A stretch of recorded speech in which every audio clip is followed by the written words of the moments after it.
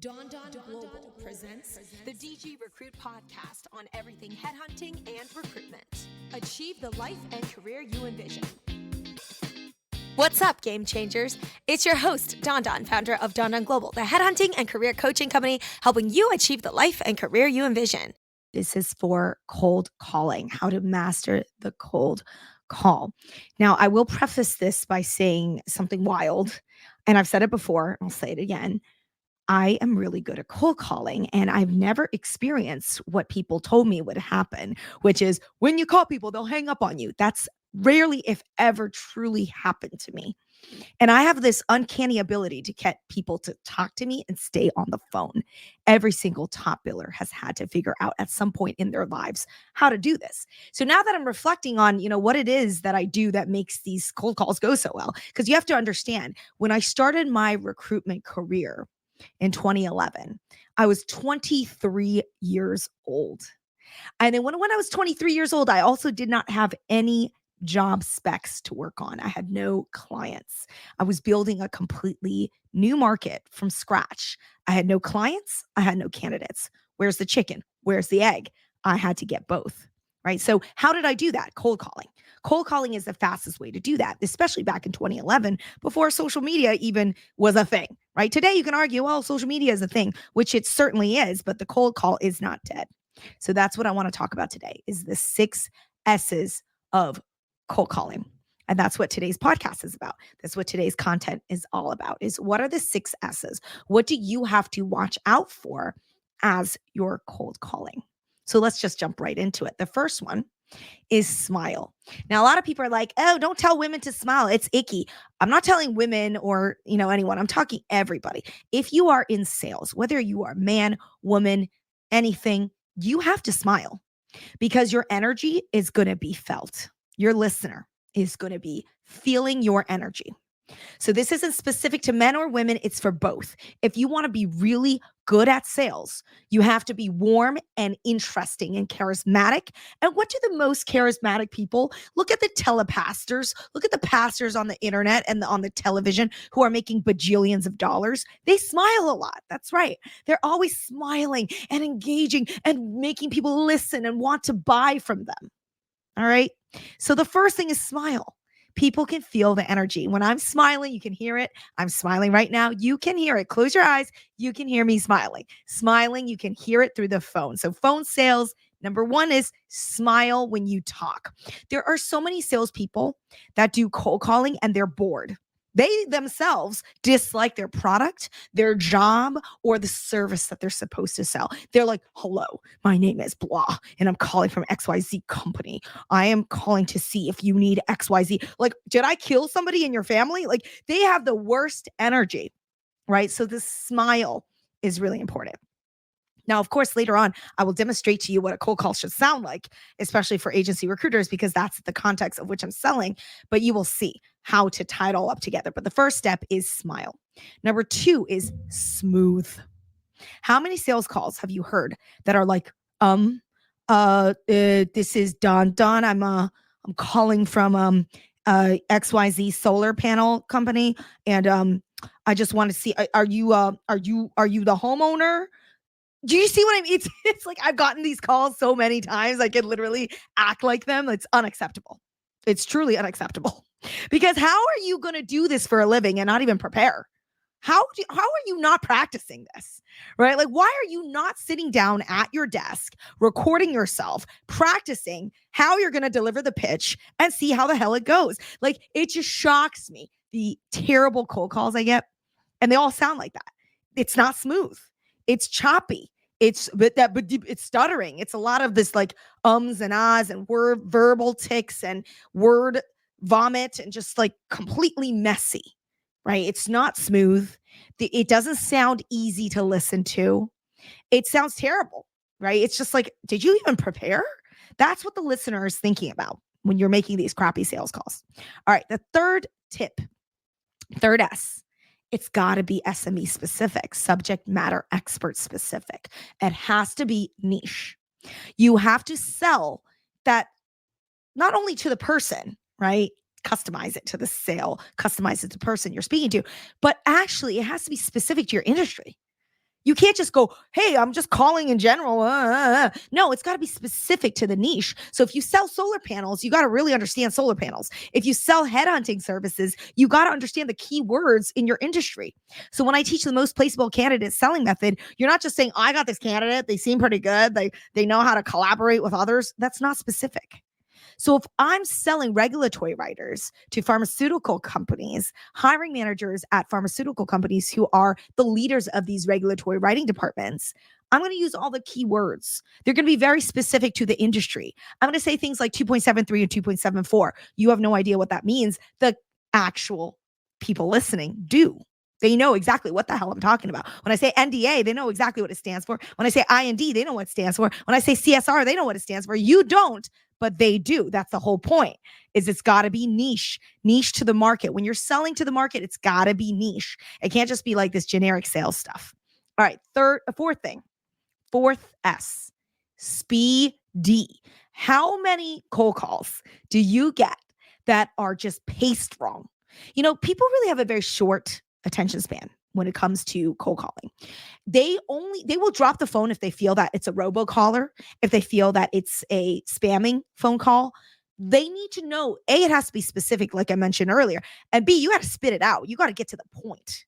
You can't meander on and on. There are some cold calls that I have gotten where I'm begging the salesperson, help me, help you, please. What are you calling about? Can you just get to the point? Literally, I just say that because I'm like, you're a real person. You're calling me. I'm already on the phone. I'm already here. What do you want to pitch? Can you just spit it out? And it's because they're not speedy. They're taking their sweet time to get to the point. Get to the point. So when you're talking to a hiring manager, get to the effing point. I got a candidate. They do CSRs. They do IBs. They do protocols. They specifically work at a pharmaceutical company down the street. They know how to do the exact job of a senior medical writer, specifically regulatory writing. How's it going in your current firm? I only recruit for this type of person. What's going on in your current team? How are you looking in terms of hiring this year? Done. Right? If you're talking to a candidate, you're trying to head on a candidate on a cold call. Hi, I specifically recruit and headhunt top regulatory medical writers in the USA. You are on my list. I've been trying to talk to you for quite some time now. I specifically only talk to top regulatory writers, and you are one of these people. I have this job for you in mind, but also outside of that, I also just want to talk to you. Get to the point. Tell people why you're calling. Be speedy. Get to the point and be fast. The next one, the fifth S, is smart questions, which you already heard me just do earlier on in both of those pitches for both clients and candidates. Open questions are smart questions. What's a dumb question? What's a stupid question? Closed-ended question. Do you have time to speak? Are you available for a quick call? Can I please speak to you for a second about this medical writer I'm trying to represent? Can I talk to you real quick about this job I have? The answer is going to be no, no, no, no, and no again. Yes or no questions are the kiss of death. So I'm going to take a quick break right now to tell you about two things. Actually, three things. One is I have a book out called Agency Recruitment 101. It's on Amazon. If you are interested to learn more about sales, agency recruitment in specific terms of understanding the industry, the market, our line of work, commission models, make sure to pick up a copy of Agency Recruitment 101. If you enjoy my book, do not forget to drop me a review. Those are very important. Number two, Grace and I, my business partner at DG Recruit, we are hosting an in-person training event, January 18th. Mark your calendars. It's a Saturday. It's going to be all day long. We're going to cover both sales and recruitment, candidates, client stuff, everything. Full desk, mainly permanent because I've never done contract recruitment, but obviously a lot of what I'm teaching is going to apply for contract recruitment as well. Specifically, the candidate side, the client side selling. However, obviously there are differences in the contract negotiation piece, which obviously my background is perm. So that's going to be more utilizable. It's going to have more utility for direct hire headhunters. So that in-person event is high end. It's on site, it's in person, it's all day. You're going to have the attention of both Grace and myself, and that's only limited to 15 people. So it's a small group, and we're all going to meet up in Midtown Manhattan somewhere, TBD. Very soon we will have an actual location, but right now, just giving you the heads up, that is available. Last thing, I have a training dropping October 29th. If you have not signed up for that, October 29th, 2024, make sure you sign up for that now on don.zoo.com. All of my trainings, all of my webinars are going to be on don.zoo.com. Just keep looking at the events tab. You'll always see the most current, up-to-date information. All right, back to smart questions. Smart questions are open-ended questions. This is the fifth S. Open questions are who, what, when, where, why, how. Those are open. What that does is it drives conversations. It drives people to talk to you. So for example, open questions for a client is, how is hiring looking this year? What are your plans on hiring? What are your thoughts on this type of profile? What is your interest level in this type of profile? What are your thoughts on candidates that have done IBs and CSRs? And what's the need right now? How are things going in your current firm? Like these are just, you should have like a repertoire of like maybe 30 open questions, because when you're on the call, you're just going to need them. You're going to need to come up with them real quick. And you don't want to default to the same thing over and over again. You want to vary it up. So open questioning is going to be key. For candidates, same thing. How's your year going? How's your career looking? How are things going in your current job? How are you feeling about your current role? What's going on in your current company? What is happening in your world? What do you think of these opportunities? How interested are you in listening to new opportunities? What is your interest level? When was the last time you talked to a headhunter? What was your experience like with other headhunters? Like, again, you should have an unlimited amount of questions just ready to go, because when you're on the call, you don't have time to like sit there and be like, oh, what am I going to ask next? You don't have time. It's real life role play right now, right? It's going to be real life role play. You don't have time to sit there and be like, oh, what's a good follow-up question? You be ready. You be ready or you be dead. Like that's sales. You're either ready to go and you're going to kill it, or you're not prepared and people are just going to be like, ooh, first day on the job, right? People can tell when they're talking to someone experienced or not. This is why experience is not relegated to how many years you've been in the business. I have to boast a little here. Again, I was good at this job from day one because I'm very good at preparing and I'm good at acting on the fly. I'm good at making jokes. I'm good at engaging people. These are some natural strengths I already have. Some of these things, if you don't already have this natural charisma, you've been in the industry of sales or hospitality before you got started at agency recruitment, you have to learn that on the job, right? I've been in hospitality ever since I was 14. I've been wheeling and dealing since I've been like in my like early double digits. Like when I was 11, 12, I was already selling to people, figuring out how to make money, all of those things. So if you don't already have training and a natural aptitude for this, you really have to prepare. Like I've met people who are not naturally like charismatic and they don't even prepare. And I'm like, you're crazy. Like you're not even ready and you're not even naturally inclined to this and you're not even preparing. That's insane to me, because you'll see even the most charismatic top salespeople are preparing. They're getting ready for their cold calls. They know what they're going to ask. They have like all these questions up their sleeve. They're ready to have these conversations and they're ready to like drive those conversations smoothly, which leads me to the last S, which is in sync. We're in sync. So when you say something to me, I'm like, hey, how's it going this year? How's hiring this year? And the hiring managers, I'm not looking to hire. I'm not looking to hire. You don't go, well, why not? Why wouldn't you want to? That's not in sync. Okay, I totally understand. You're not actively hiring. Makes total sense. Most people I call, I'm calling you on a random Tuesday. Of course, I'm not expecting you to be hiring. Usually when you are hiring, what is the profile you like to look for? This is how you drive conversation. You get in sync. You don't start like, oh, I don't want to look for a job right now. Well, why wouldn't you want to look? You need to be looking all the time. No, just totally understand why you don't want to look. Most people I work with don't want to look right away. If you were to look, what are some things that might be important to you? Listen to where they're at and react to that energy. Get in sync with the person that you're prospecting. Otherwise, you guys are going to be on totally different pages and you're not going to get along. You're going to have a very combative conversation, which sometimes candidates do feel like it is very combative. Sometimes you do need to get combative, but not when you're on a cold call trying to build rapport. It's not the right time or place. Obviously, if you're mid to late stage with people, a little combativeness is expected when you're arguing or trying to persuade someone, but not on the first cold call. The first cold call, you're trying to just establish rapport and trying to build a relationship from 0 to 1. Right?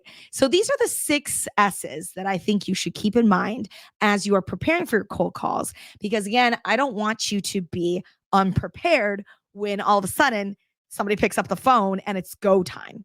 How many times again have you or I received phone calls where the person is actually surprised someone picked up and like, oh my God, like totally unprepared, right? So you don't want to fall into that trap. You want to be ready. You want to have your list of questions. You want to have your speedy intro, your kind of hook, all those things, because you only have really one shot on that first call. Obviously, you can call them again 2-3 weeks later. They're probably not going to remember you. You can try again, or maybe even the following week. Again, they're not going to remember you, especially if it didn't go well. You could try again and have a totally different result because all of a sudden you're just much better at phone sales. That could totally happen too. But the goal here is to be prepared so that when somebody does pick up the phone, you're going to make the most out of that conversation. So I hope that these 6 S's will help you on your journey to becoming a cold calling expert. And on October 29th's training, you will be able to listen to my full spiel. There is a whole presentation on cold calling. This is just part of it. Lastly, if you want recordings and you want more training, go to agencyrecruitmentacademy.com. That is where I have all of my webinars recorded for students of the course. I also have the MPC course already listed up there with a lot of training on cold calling, on sales in general. There's like hours and hours. I don't even know how many hours of content is on that course already. And as always, tune into the DG Recruit podcast that has all the content you're looking for as it relates to sales and candidate mastery. I hope this was helpful to you. Keep sending me questions around my content and comments. I appreciate it and look forward to making more content for you on these topics.